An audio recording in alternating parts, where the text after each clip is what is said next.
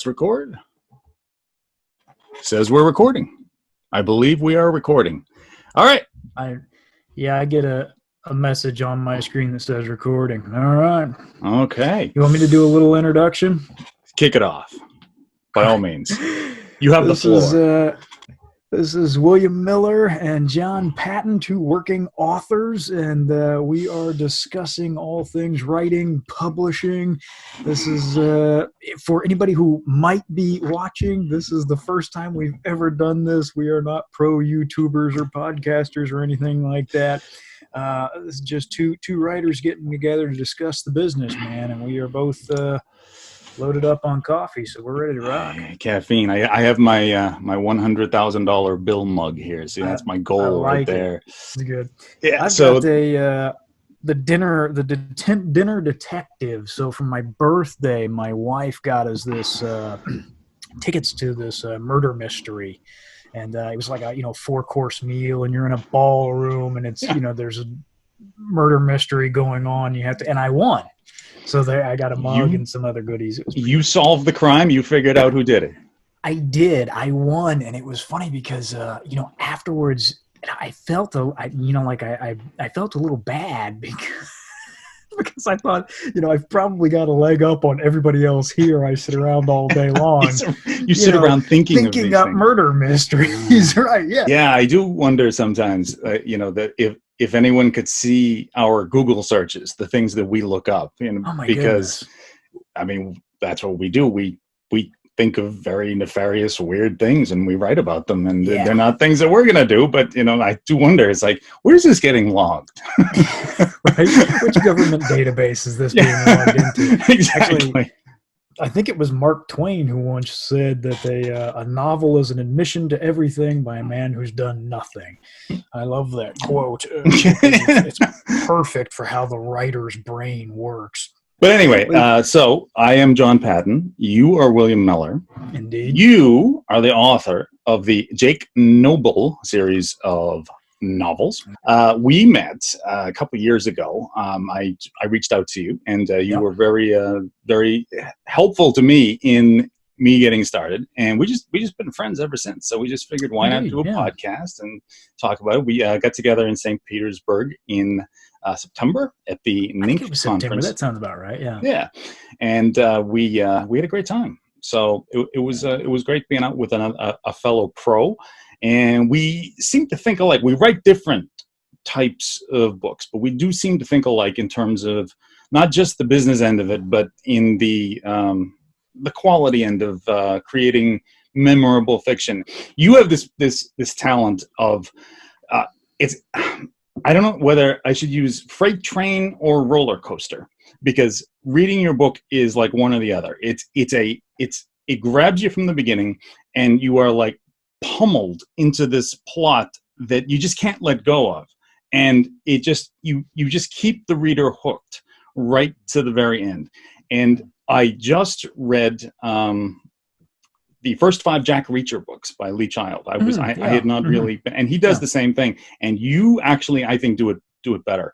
Thank you. Oh no, you have like a screenwriter's mentality, because the scenes are all visual, they're all in exotic locations, and it's just like it just pushes the reader right towards the end. I noticed his books are very long. Yours are just the right length. They're not too short, they're not too long. On Lee Child, he is, he's traditionally published, so he's actually under contract. He has to write a certain number of words. Yeah. I have, this is, an inside track. I'm not sure if I can say where I got it from, but it's from the horse's mouth. Okay. He has to meet a certain, number of words for his novels. Mm-hmm. So I think, and I think that, that is just one of the many places where indie authors we really have a leg up over our traditionally published brethren, because they are, the publisher says it has to be 120,000 words, it has to be 120,000 words, even if it's only a 90,000 word story. That's right. I know that is a frustration for a lot of traditionally published authors. And I think readers can tell when an author is padding it, when an author is just trying to fill pages. I have seen reviews where authors have been accused of that they just had to meet some sort of a random word count. And that is the great thing about being an indie author, is we can set the rules, and whatever works. Whatever gets our people to, our readers to enjoy our books. Two things on that. To any writers who happen to be listening in, first of all, don't worry too much about page count. I'm talking to you too, John. Don't worry too much about page count, because the reality is most readers nowadays are reading on their Kindles. I mean, I like to read in print, but even I am making that transition to my Kindle, first of all, because of price, because of storage capacity. I've actually got a storage space here in Florida that's filled with mostly books. My wife's like, okay, we have enough bookshelves. When you're reading on a Kindle, the page count really gets lost. It's really, really difficult to tell whether you've read 300 pages or 500 pages. You're just really not thinking about it because you're not holding it in your hand. I think that readers really want a complete story that wraps up all of the story questions and leaves them with that great, I just had an awesome ride feeling. Truth be told, I keep trying to shrink my books. I've got some sort of weird problem where I mean, it's like my first one, I think, was 80,000 or 85,000 words. And then the second one was like 90. And then the third one was like 92. And then this latest one is like 98. And it's funny because every time I say, hitting your target. Well, that's true. But, every time I say, okay, I'm going to shrink this next one. I'm going to do it lean, and I'm going to do it smaller and faster and less page count. I'm just going to do the good stuff, and then they end up being longer. So I don't know how that keeps happening. Yeah. I was just rereading the first section of your first book, actually, which I had not read in a couple of years, and it is in Manila in the Philippines. And do you find that having been to these places, they lend, because I know you've traveled the world, that you, when you're there, do you see locations that you say, I want to write a scene there? Or yeah, definitely. So I think the fourth book, I went to South Africa in the fourth book. Only place that as far as my books are concerned, that I haven't been to in person. I had to do the internet research. The elevation is quite high, and the UV index is like soaring over there. And given my skin tone, I would die of skin cancer in about 30 seconds after I got off the plane. I see. So I was just like, I'm going to skip that. I'm going to Google research there. Yeah, check that out. I love traveling, and I just love going around and seeing new places. And I do always worry, like, am I describing this to my reader accurately, which is of course always a concern for writers. We always feel like, oh my goodness, am I describing this, and are people going to understand what I'm talking about? But then at some point, you kind of have to let that go. I haven't been to nearly as many places as you have. I've only been to a handful. And when it came time to writing a series, I wanted to have one set location. I mean, you masterfully do the James Bond thing of going around the world, but I was much more into the like the way Robert B. Parker did the Spencer series. Sure. And I mean, it was so ingrained with Boston as its setting. And now I could write that because I live in Boston, and people are kind of surprised. They think I live in Miami. Yeah, people are like, Boston. Why don't you write about Boston? And I'm like, well, I live in Boston. And I don't want to write about Boston. I guess I just I went on this trip in about 2015, and I went to Miami, and I was like, this is just where I want to set my stories. And a lot of the details from that trip ended up in my first book. Yeah, a lot of those places where Titus ate his lunch, walked along the beach, wondered where Al Pacino, no, where Al Pacino is Scarface, cut up the Yeah. guy, and yeah, he has that conversation, and that was actually stuff that I was asking people when I was there, and so I just, it just fell into the book. It's something else we do a little differently too is you write in third person, Mhm. and I write in first person, and I think that it creates two different reading experiences, but for the style of story that you do, that is plot driven, that X happens, there's trouble, Jake Noble is called in. You can go from scene to scene to scene. So you go from CIA headquarters to where Jake is, to where the villains are. And that's really a very efficient way of writing, especially like if you were going to do a screenplay of anything, that's obviously how you would have to write it. It sort of has to be that omnipotent third person. Me growing up, when I was reading John D. MacDonald, the Travis McGee series, and Robert B. Parker, the Spencer series, and in later years, Raymond Chandler, I was late to Raymond Chandler. And that was one of the things that really sent me into this. I was like, oh, I got to do this. I got to write this first person, somebody just making these observations. You're living inside this head. I had a reviewer who wrote, I loved living inside of Titus's head for a few hours. And I was like, that's it. Yeah. That's kind of the experience. That's the review you want. That's the review. I love that review. I was like, yes, thank you.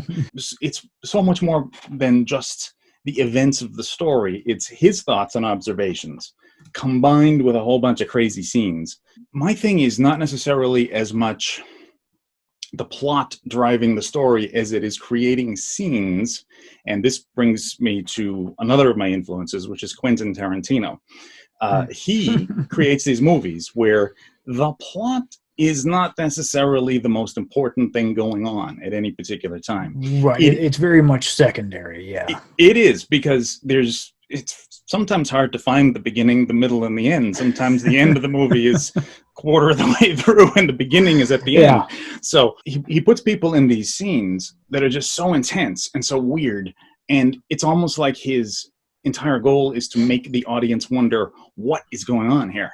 I love that. And in my first book, I did sort of a Tarantino. I set up an expectation and then flipped it around completely. And then intentionally subvert it. Sure. Right. Yeah. You were talking about first person and third person, and I will tell you, especially for new writers, first person is deceptively enticing. Yeah. Right. I always caution new writers against first person. You need a special skill to pull off, do first person and do it well. And you do that. Like you said, you allow the reader to live inside Titus's head for, a few hundred pages. And it's a great head to be in. He's a funny, sarcastic guy that, you would want to spend time with. And that's really, really difficult, really difficult to do well. So for new writers, right? If I tell people all the time, if this is your first book, don't do first person, do third person. Third person is so much, it seems like it should be harder. Right? It seems like it should be harder because it's like, well, I'm not actually in my character's head and I'm going to have to juggle different viewpoints. In third person, you only need to give your character traits through dialogue and actions, whereas in first person, you have to develop your character's character through internal monologue as well. And the other thing is for plotting, it's so much more difficult for plotting, right? Absolutely. Because I can show you what the villains are up to. That's right. Right. While Jake's doing one thing, I can show you what somebody else is doing, and I can show you what's going on back at the CIA headquarters, So I can show you multiple different facets of this story, whereas in a first-person view, you can only ever get that viewpoint character. That is one of the things that I come up against. And that does create... I know you're a very good plotter. You love to plot things out in advance. I don't, and maybe that's one of the reasons that I don't is because I like that stream of consciousness. Starting out, I would absolutely say get some skill first at writing in third person, where you can really figure things out much easier. It is true, and it does seem like you say, that it would be easier to write in first person. Titus's voice naturally is a voice that is kind of unique. I mean, it really is my voice. It's it's kind of a lot of my thoughts tend to make it onto the page. I can't get in fights like him, and I can't pick up women like him, but I can definitely have a lot of those sarcastic thoughts that he has. So. Well, and finding your voice as a writer is a big thing. I think you have to do a lot of writing, and I think you have to copy a lot of authors that you like for maybe a long time before you find your voice. Like you, I'm a big fan of Robert Parker, and boy, he just wrote so sparingly, and he wrote lean these, and mean. Really just these short, poignant, sentences. And I tried to write a book, using that Robert Parker voice, and it didn't come off well at all. And then of course I've also tried to write books, using kind of like that Tom Clancy, that very long voice, and that didn't sort of go over very well either. And I can look back through my early writings and I can see, like, oh, I must have been reading a lot of Stephen King at this point, or I must have been reading a lot of Tom Clancy at this point, because my writing starts to sound like those authors, right? Right. And then I think killer clowns pop up out of nowhere.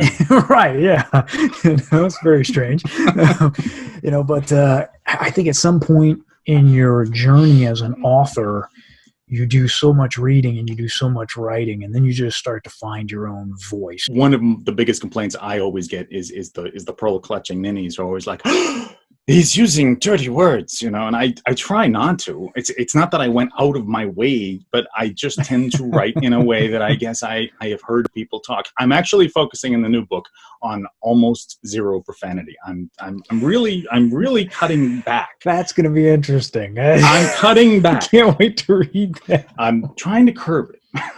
This will be interesting. I cannot wait to see the results. It's funny. And I can't remember. I was talking with somebody recently, another author, and they were really kind of beating themselves up over a few bad reviews that they got, and I had to caution them and say, hold on a second. If your books, if you've published and you're up on Amazon and you're getting some sales, and you are getting more positive reviews than negative reviews, that's a win. Mm-hmm. For myself, as long as my books hover around 4 stars or a little bit above, I consider that a win. There's always going to be a few people who are going to give you that 1-star review just because they didn't click with your book. You can't be everybody's cup of tea, but you can be somebody's double shot of whiskey, right? Exactly. And I'd much rather be the double shot of whiskey. Yep. Some people just aren't going to like what you write, and that's life. You can't please everybody. And I'm sure you've seen on your second, third, and fourth books that the reviews tend to skew better because the first book is the one that introduces your character to everybody. Right, yeah. And so naturally, that's the one that's going to get the worst reviews. And that goes for almost any author. But the people that go on to the second, third, and fourth, those are your readers. Those are the people. And I've noticed that in my second, third, and fourth, I just don't get the bad reviews that I get on the first, because those people filtered themselves out. They said, I'm not going to read another Titus book. I hate this. And I'm like, great, don't come back. The first book is a good place to let your freak flag fly. Be whoever the heck you are. Even if I don't agree with it, your mom doesn't agree with it, whatever. Be who you are and get it all out there on the page, because you want to use that first book to weed out the people you don't want reading your fiction, right? Yes, absolutely. Don't buy into this, lie that you're going to please everybody, and oh my God, don't offend anybody, and just be who you are and lock in those readers who really like what you do. Yeah, there were some points when I was writing the first one where I was like, do I really want to include this?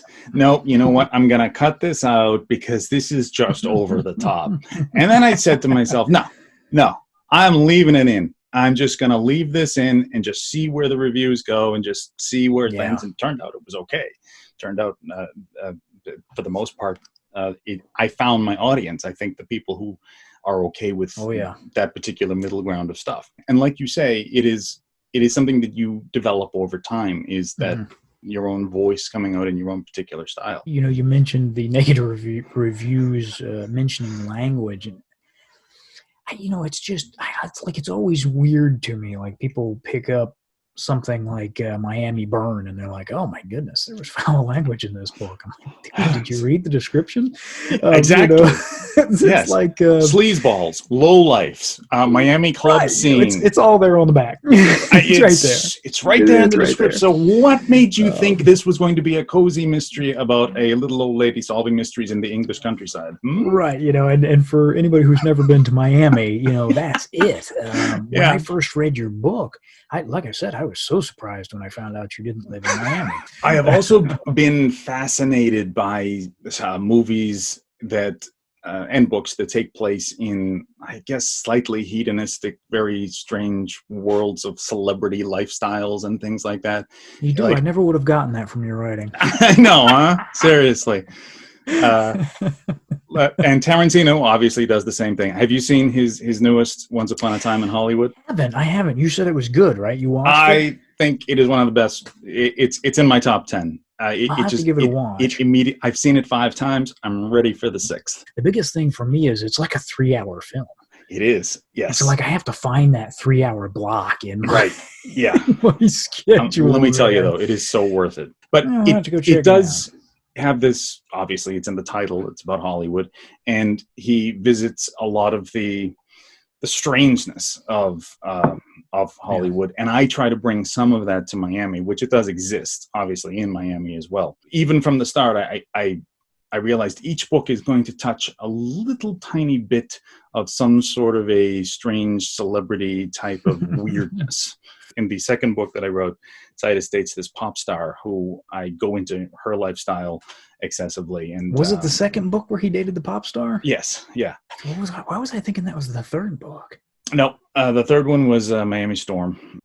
I mean, we all have the little things that fascinate us, and I guess that's always been one of the things that fascinated me. And one of the things I did that was really inspired by Chandler too was a lot of detective books start out with the detective in his office, and somebody comes and, of course, I'd like to hire you to find my husband, or I need your help in locating somebody who stole a bunch of money and whatever. But I didn't want to have that. I didn't want to have this boring thing where every book starts the same way with the detective sitting in his office. I didn't even want to call him a detective. I wanted to make it much more fluid, kind of like Travis McGee, but in my own way. He's not a salvage consultant, or he's not a hitman for hire. This is very much a knight errant. Exactly. A knight errant is the way that I think about it. So the first book has a lengthy setup, but the second book, I said, I'm going to start this off with a bang. It is just going to throw the reader in media res, boom, right into the action. And my entire goal was, by the end of the first couple of chapters, I want the reader to be going, what the hell's going on here? This is one of the craziest things I have ever read. I just love dragging the reader into the book like that. What are you reading right now? Right now, I'm not reading much of anything. Just My Gun is Quick. I'm still at the beginning of that. Yeah, okay. I am not as much of a reader as other authors, which I know that's kind of shocking. But yeah, I'm not as much of a reader as, like, I know there's a lot of people who read like a book a week.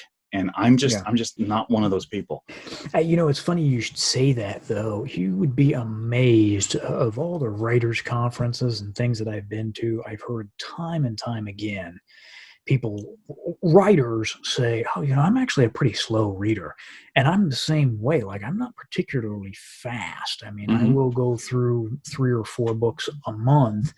But I'm not a particularly quick reader, and I think there are a lot of authors who are like that. I think a lot of us are going slow because we're hearing the character voices in our heads, and we're absorbing the sentences. I can't tell you how many times I've stopped to read a sentence a second time and just thought, that's a great sentence. That is just amazing.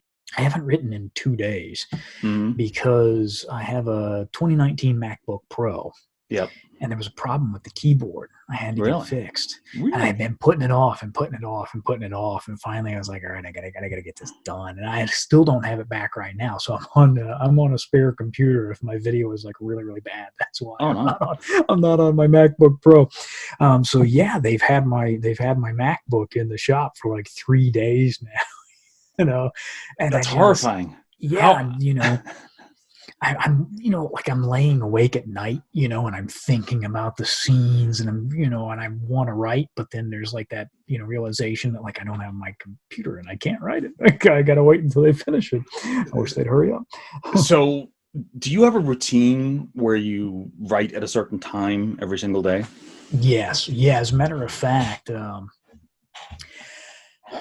because I'm a working author now, I have that luxury of waking up, eating my breakfast, get the dog fed, and then I sit down to write. I get Yep. a pot of coffee going, and I sit down and I write, and I usually do about 2,000 words a day, Hmm. um, and so I do that in the mornings.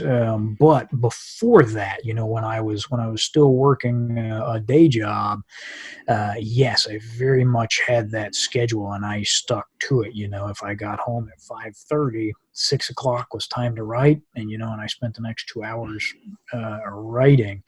That's such a difficult balance for people who aren't making their living from it yet. You've got Yeah. to, You got to but write whenever you can. yeah, Yeah. you have to find that time. You have to make the time, but the having that schedule.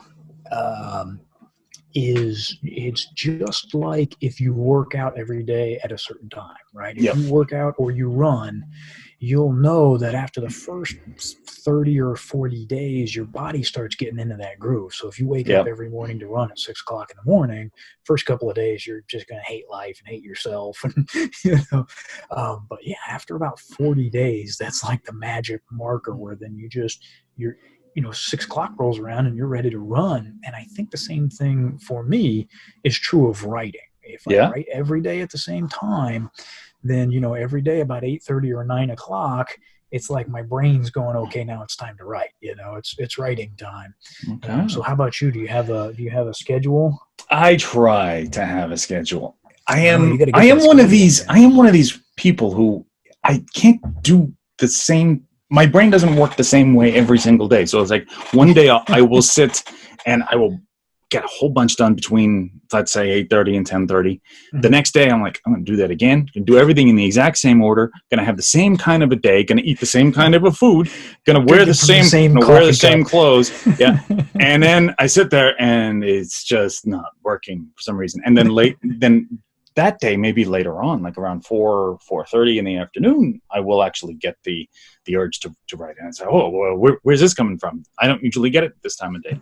So I'm still trying to work out that Yeah, balance. And I get a lot of my ideas sometimes at 3 in the morning. Actually, a lot of my best of ideas course. have hit me at 3 in the morning. I just wake up, That's where boom, all the best ideas come from. three and o'clock I in the morning, maybe. immediately have to grab either a little recorder or something and just write it down. And there have been nights.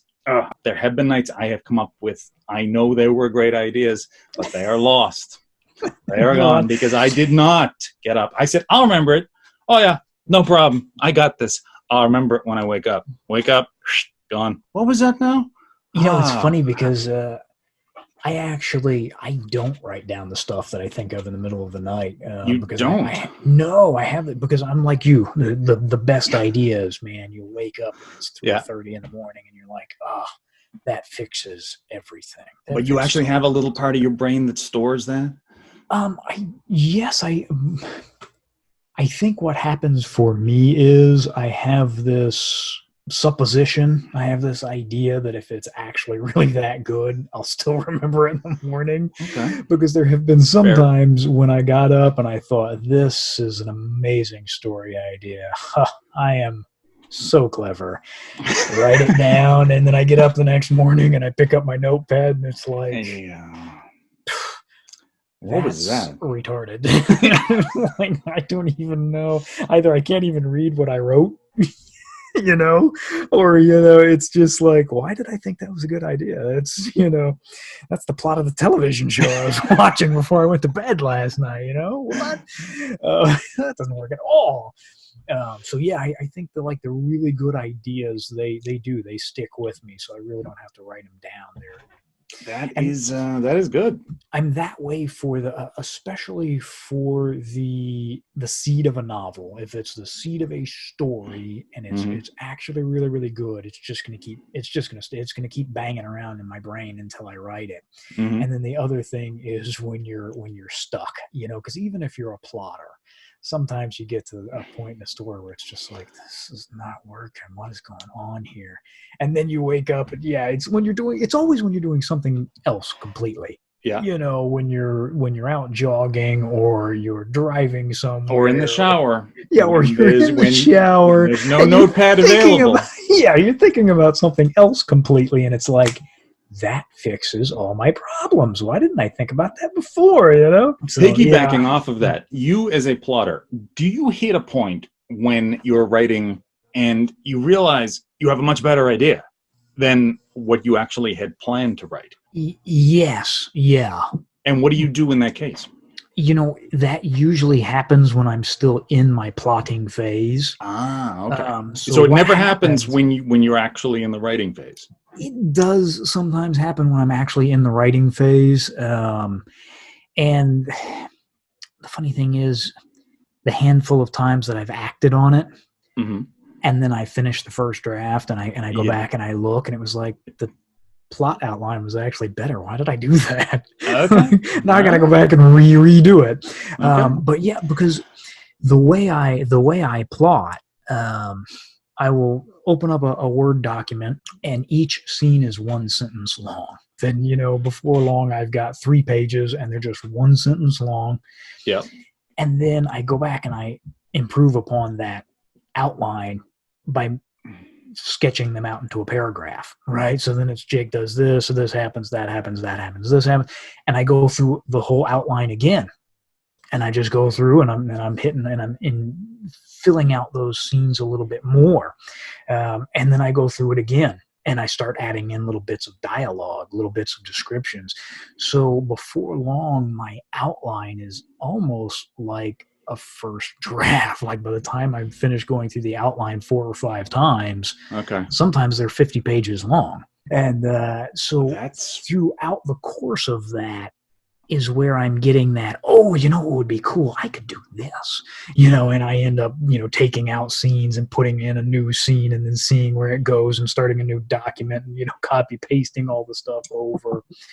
What you do is kind of like what movie directors do. It's kind of like you storyboard the whole thing first. Very much so. And that's kind of how you see it in your head now. And that actually is a solid way to go about doing things. I wish I could do that. However,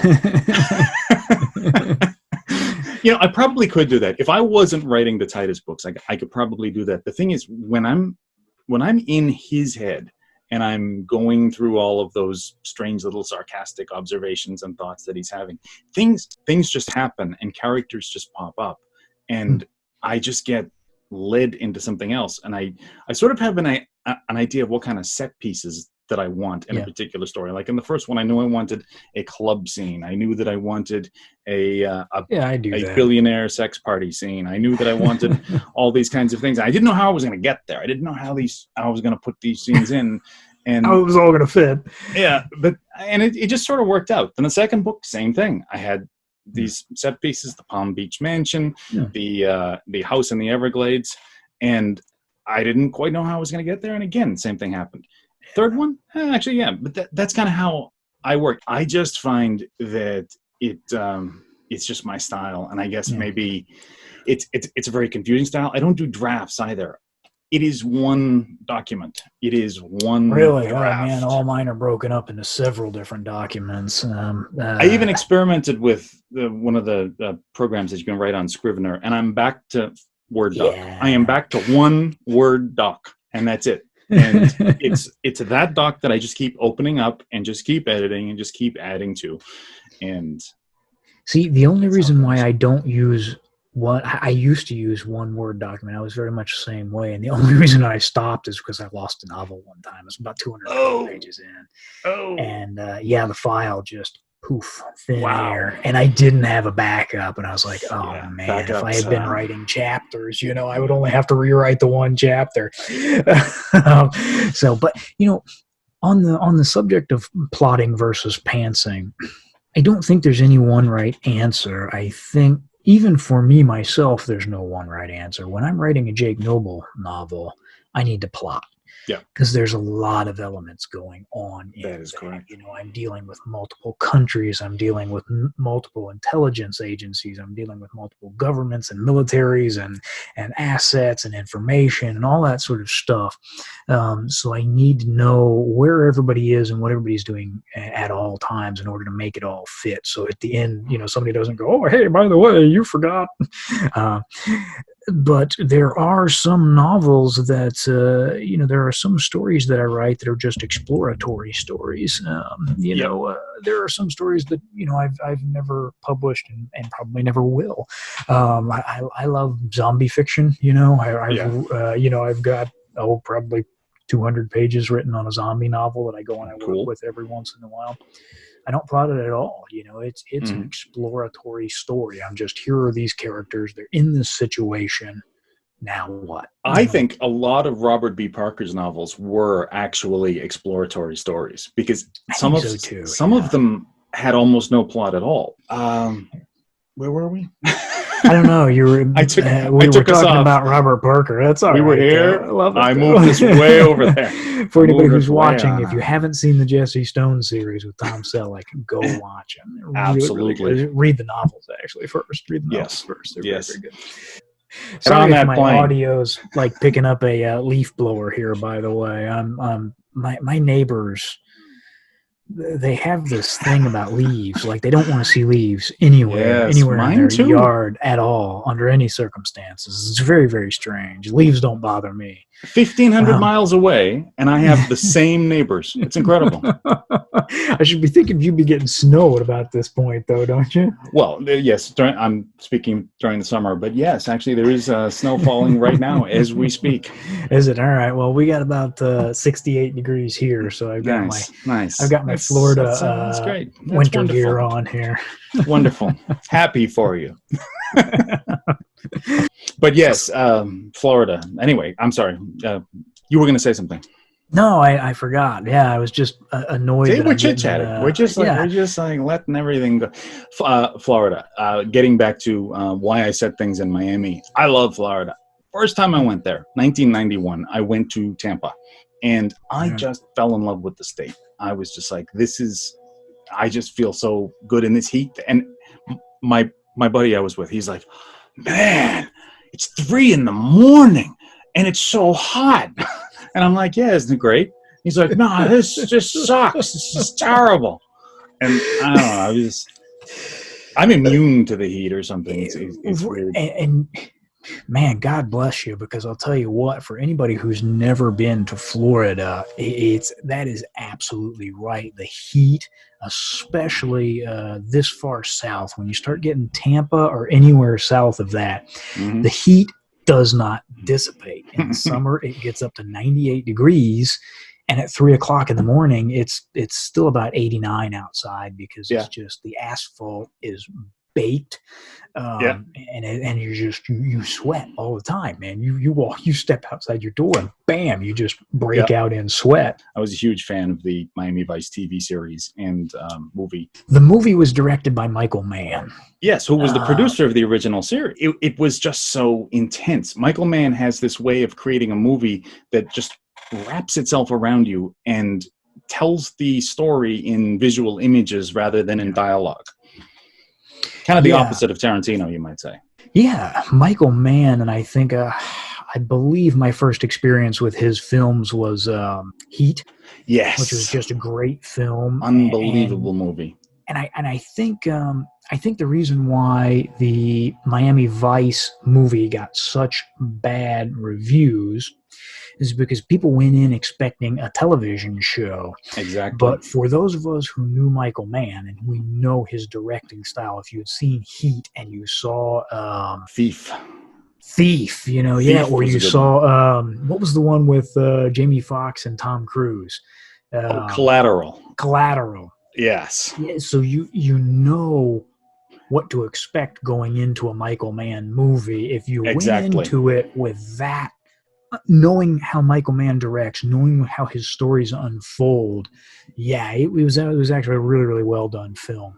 Yes, I have the not only the director's edition on DVD, the regular edition on DVD. I also have the Blu-ray. So, and that's one of those movies that I just pull out and I can just watch that over and over and over again. With Michael Mann, he's very much telling character-driven stories. There's a plot there, but it's secondary. Yep. Right. Just like with Quentin Tarantino, the plot is secondary. He's actually, these are character pieces. Watch Heat. The bank robbery is really, it's not about the bank robbery. It's about the cops and the criminals, right? Yes. And you are seeing the story from both of their sides, you know. And of course, you know, you're getting that, you know, Al Pacino. Hoo-bah! You could get killed walking your doggy. Iconic line from the film. I'm blind, Charlie. I'm blind. Different movie. Al Pacino. All you bad people with all your bad books. Well, I'm here to tell you. And then the scene that Al Pacino and Robert De Niro do, it's right in the middle of Heat, right in the middle of the movie. It's one of the best scenes of all time because these are two icons. Is it where they're sitting together? Yep. And yes, he pulls him over. You know, this is the guy he's following. I think it's time for you and I to have a sit right down. In the middle. It's like, let's go grab a cup of coffee. Like, what? You know, this is the chief bad guy and the cop that's trying to find him, and the two of them just take a break. Oh, let's take a break from chasing each other, and we're gonna sit down and have a cup of Joe. You know, and then you got De Niro doing his thing. You know, that was a very good De Niro. I love it. And you gotta smile and frown at the same time. That's what you gotta do. I don't know. That is a great scene, and you know, putting it into a story context. Somebody wrote a sort of a story breakdown of Silence of the Lambs. It wasn't Thomas Harris, but I may have been the guy who edited Silence of the Lambs or something like that. And he talks about that meeting between hero and villain right in the middle of the story. Mm-hmm. And it's interesting that you said it's right. It is. Was that the scene where the middle of the movie, and the same thing happens in Silence of the Lambs. Yeah. Clarice meets Hannibal Lecter. Right, Yes. she actually has this chance to sit down with this you know, terrible guy. And it's, you know, the hero squaring off against the villain, and I try to add that into my novels. Really? As often as possible. Okay. You know, like a lot of people, if you've never studied storytelling, you wouldn't even know what to look for. But if you have studied storytelling, you know, that is a great place for the hero to meet his main nemesis and realize what he's up against. You know, realize just how difficult of a undertaking this is. This is somebody, and he's much more powerful than me. He has more resources than me. So it's tricky to work that in. It's difficult to work that in when you're writing in third person. I think probably even more difficult to work that in when you're writing first person, because as a writer, you're going to have to come up with some reason why the villain doesn't just whip out a gun and blow your main character's brains out, you know. Right. And it can't be one of those silly, goofy Bond things where, ha, Mr. Bond, I've put you into an elaborate trap with laser beams and sharks, and I'm just going to walk away and hope for the best. Of course, you're going to escape, because that's the way it goes. May I introduce you to the slowly dipping mechanism which will feed you to the piranhas? Right. Good day, Mr. Bond. I think audiences expect a little bit more from us now, unless, of course, you're writing a Bond pastiche, in which case, go for it, rock it, man. But, yeah, I think that meeting with the villain in some form or another is very, very important when you're telling a story, just so that the main character can really see what they're up against.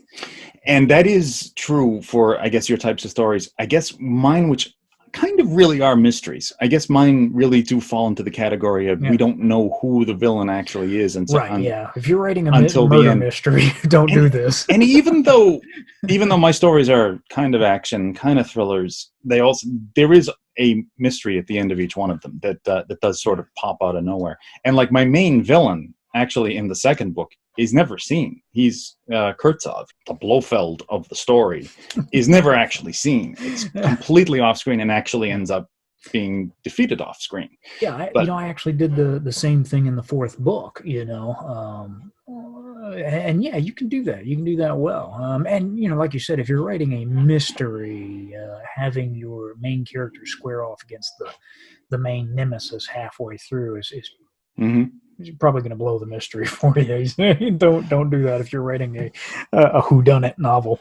Yes, absolutely. One of the things that I really like that you wrote recently, you wrote this blog post about the hero's journey, and that there are so many writing coaches and authors who are trying to get everybody to follow this one particular way of telling a story, which admittedly is a great way of telling a story. It is a great way of telling a story. The thing is, it just doesn't always work for every genre. And kind of like what you and I are talking about here, where you have more of a thriller story where you know who the villain is at the beginning, and the villain comes up against the hero, whereas in one of my kind of stories, you're not really quite certain who the villain is. It's more of a whodunit. In the same way, that hero's journey is not going to work for either of the kinds of stories that we write. And it's not going to work for a host of others. It's not the end-all, be-all that so many writing coaches and gurus are selling as the way to write. Yeah. Joseph Campbell, who wrote the hero's, he sort of iconicized the hero's journey. Is that a word? If it's not, I just made it up. I like it. Let's put it in. Oxfordize. Right, yeah. And Hollywood latched onto that. Yeah. And, Hollywood went, man, this is the way to write. They latched onto it too much. Way too much. And I actually, in that blog post, which is over at literaryrebel.com, if anybody wants to check that out, in that blog post, I talk about how the hero's journey is good for a story or two, or maybe three, if you really know what you're doing. J.K. Rowling used it to great effect for 7 books, but let's face it, but by she number stretched 7, it out. she was right. Yeah, she was. It was like she didn't do it all in the first one. Yeah, so I use The Matrix as a perfect example of that is the hero's journey to a T. I mean, the Wachowski brothers obviously took the hero's journey and they went through the beats and it was brilliant. Great movie. Unbelievable movie. Movies 2 and 3 just sucked the sweat off of a dead man's back, man. It was not good at all. When I heard there was a third one, I was like, why? Really? You kidding me? So the hero's journey comes with that the flaw is baked into the cake. Mm-hmm. You can't escape it. Mm-hmm. James Bond never goes through the hero's journey because if he did, you're out of movies. You can't go anywhere else. Yeah, and they tried. They put little bits of elements into it in Casino Royale a little bit. Quantum of Solace, not so much. Skyfall, they overloaded it with some hero's journey stuff. And then that last one, it was the hero's journey. Yeah. Oh my goodness, and they're done. Awful. Oh, yes. Where are they going with the next movie? Right? Where do they go? They don't go anywhere. Just start over or hang it up and go home. Really, just put on Dr. No from Russia with Love, Goldfinger, Thunderball, and we're done. They rebooted the franchise with Daniel Craig, and they really honestly just need to reboot it again with a new actor because they made the mistake of using that hero's journey. And now it's over, man. And that's why Sean Connery and Roger Moore, yes, thank you. That's why they got so many. I think Sean Connery did 4 or 5, and Roger Moore did like 7 of those things. I don't know how many, but they did a bunch, man. They did, yeah, they did a whole lot. Because they were not using the hero's journey, right? Yeah. The writers were clever enough to go, we need Exactly. to have an episodic storytelling nature here rather than using the hero's journey. And to be honest, if you're trying to make your living from fiction, you're not going to be able to write one book and retire. I mean, I wish I'd love to write one book and retire, but for me, I need to come out with one every year. Yep. And so, yeah, you need to learn to tell episodic stories that's going to give you some ammunition for the next one. There used to be a negative connotation if something was episodic. I just totally disagree with that. I remember, in fact, one of the James Bond movies in the 80s, there was some critic that was like, "Oh, it's so episodic. You go from this set piece to that set piece to this set piece." I like that. I like the fact that, okay, we're visiting Corfu, Greece in this one, and we're going underwater, and in the next one we're in Cortina, Italy, and we're having a ski chase.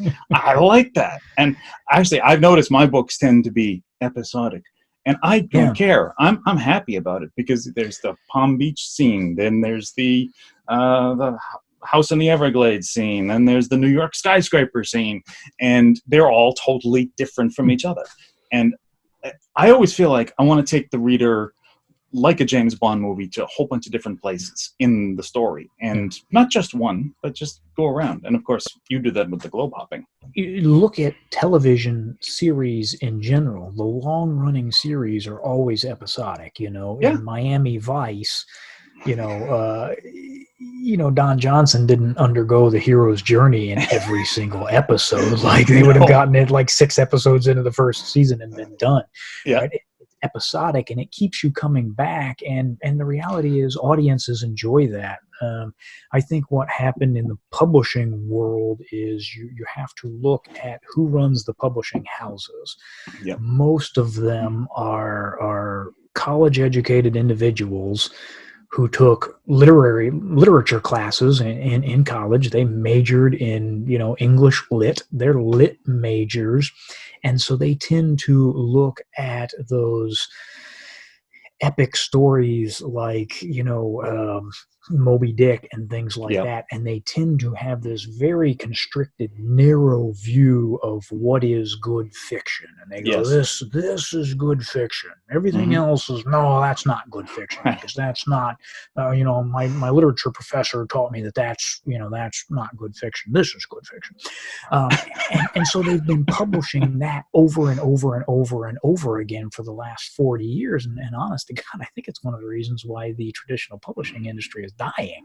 Yeah. They're having trouble turning a profit. And I think that's, again, just one of those things that indie authors are able to do and do really well, because we don't have some idiot editor over our shoulder going, well, yeah, but what did the hero discover about himself in this scene? He didn't discover anything. He shot terrorists. Moving on. Right. In fact, that is one of the reasons I stayed away from writing for so long, and only got into it when indies became big as they are now, mainly because I just could not deal with an editor telling me that something that I think is brilliant isn't, because I know what's good and I know what's not, and I know what I want to read, and what I write is what I want to read. And there have been so many books over the past 20 years I've read where I was like, how did this get published? How did this get published? This is awful. On the flip side, some indie authors, and they are writing to an audience that has been underserved, because the publishing industry, like you say, has pretty much dictated what it is that we should like for the past 20 years. And now people are just diving into these things. And I admit, some of it I don't get, some of it I don't understand. There's some science fiction things out there that kind of make me scratch my head. But hey, if there's an audience for it, and if they are into this and they love it and they're reading it, then a market is being served. And I think we're living in a really, truly golden age that's going through a few hiccups right now, yes, as any industry does. But at the same time, I think there's just so many more interesting choices for people nowadays. Yeah. And like even my stuff, it would never have been published because I took chances, and I can probably list all the reasons that a publisher would have rejected Miami Burn. I could list them, and a lot of them are in my reviews. But that's the thing, is I got it out there the way I wanted it done, without anybody telling me you can't have him do that in this scene. You can't have him do that. And I just said, screw it. He's doing those things because that's the way I am writing the story. Since probably the 60s, publishing houses pretty much decided, well, men don't read. Men don't read books. And so they stopped publishing books that men would want to read. Yep. And as a result, men stopped buying books. And it's funny because I hear that all the time. Oh, well, men don't read. I'm like, well, exactly. I'm a man and I read. You want to see my bookshelf? Really? You want to see it? I read a lot, I spend a lot of money on books, and not a lot of people publishing what I would want to read. And, the reality is Nobleman did not get published through a traditional publisher, specifically for all those reasons that you said. I submitted query after query, and you know what I heard back? Oh my goodness! Oh, I didn't know that. Really? I think I talked to every agent in New York. A few of them. I did not know that. And it was always the same thing. So many of them came back with, well, this is a really good novel, but where's the character growth? Where's the character, arc here? The two big other things that I got was, either there's too much about issues of faith and spirituality, and people don't want to read that, or there's too much about human trafficking. People don't want to read that. And I'm like, well, books about human trafficking. So if I take that out, there's no book. Right. But yeah, so many agents said, where's the character growth in this? Where's the character development in this? And they wouldn't touch it for that reason. And of course, the book went on to become a bestseller. So it's like, yeah, what do they know? Obviously, they were incorrect about the ability of that book to sell. And you can point to so many indie authors who are making their living from their fiction. And it's like, they tell the same exact story that I did. I queried every agent in town. Everybody turned me down. Everybody said the book was unpublishable. Yeah. Went on to become a bestseller. Yeah. So it's a great time we're living in. And to piggyback on what you were saying about since the 1960s, that is true. There was a shift in the way that we were supposed to write about men. And it had a lot to do with various issues, which I'm not going to go into, but let's just say that it's almost like if you made your man too manly, then oh no, we can't have that. Yeah. Oh no. And that was one of the decisions I made early on, is I was going to write this uber masculine character who was unapologetically so, and lives his life that way completely from A to B without apology. And that's what I hope that I'm getting across to people with, I gave him some flaws. I did give him some a side that is questioning a lot of the things that he does, and his relationship, his spiritual relationship. But at the same time, he is very much, I think, in the way that Jake Noble is, a man who is not beholden to certain other people's views of how a man should be. Yeah. And that's an important point for especially for aspiring authors. Write a character your audience will, first of all, will want to hang around, right? Absolutely. The Harry Potter series did so well because Harry is this underdog who, despite the fact that he's not the best student in magic school, right?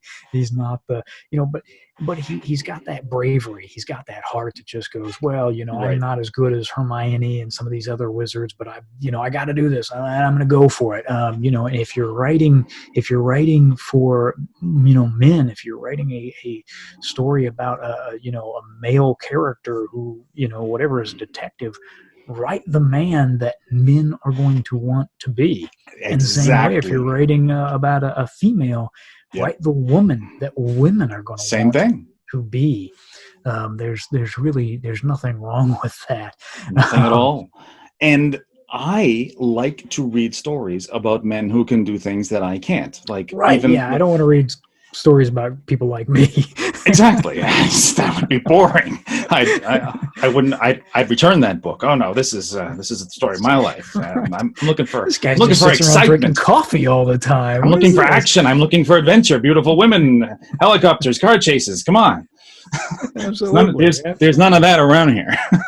So, and we all want to be Luke Skywalker. We all want to be Han Solo. We all have a burning, yearning desire to be these other types of characters. And I think that's what we sort of fill in that gap for a brief period of time.